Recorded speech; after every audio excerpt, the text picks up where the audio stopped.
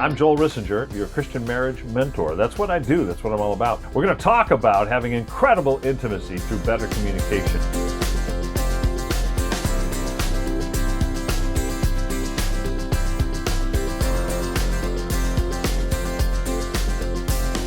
We all want that dream soulmate connection, that relationship that lasts forever. We don't want to be a statistic and part of the sad statistics about divorce, do we? But yet we struggle sometimes. And even if you have a good or a great marriage, you always feel it could be better, and it could, I'm sure. How can that be? How is it that we get past the struggle? How is it that we develop the intimacy, the closeness, the oneness that we really want, despite the fact that we're very different? God created this situation where we're drawn to one another, and yet when we get together, sometimes sparks fly. And that's not all bad, by the way, but we've got to figure out a way to take that energy and those sparks and turn it into a spark that ignites intimacy and passion and a connection and a oneness spiritually, physically, mentally, and emotionally.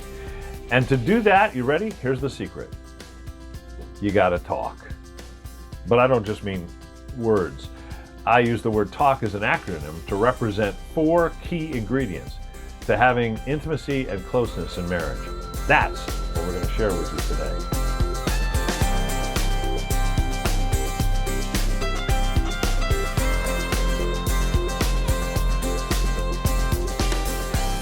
This is my first meeting, and this has been absolutely wonderful. Thank you so much. Really loving it. Yeah, amazing. It's amazing.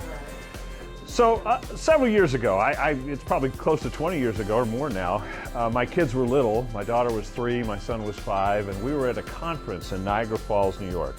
And there were probably 2,000 or 3,000 people there. And we were seated at the speaker's right, kind of over here in about the 3rd row. Now it was a family-friendly conference, so that was fine, you know.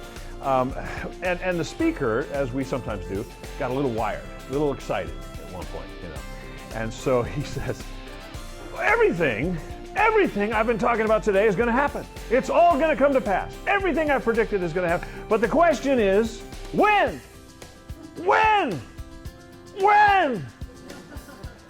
And before we could stop her,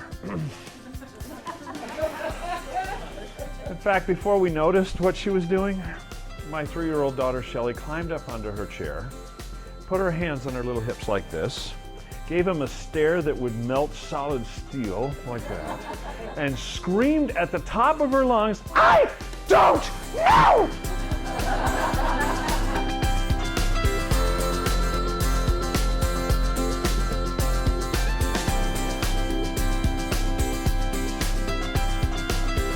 Now, my wife is here, so I have to be careful how I tell this story because, you know, I just should give a disclaimer. This was all BK, before Karen, all right? And this was, and clearly, although I thought I was in love when I tell you the story, I didn't know what it was until I met her.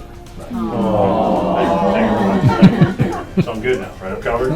When I was 16, though, for probably the first time in my life, when I was 16, I fell in love. I need another empathetic silence. I fell in love.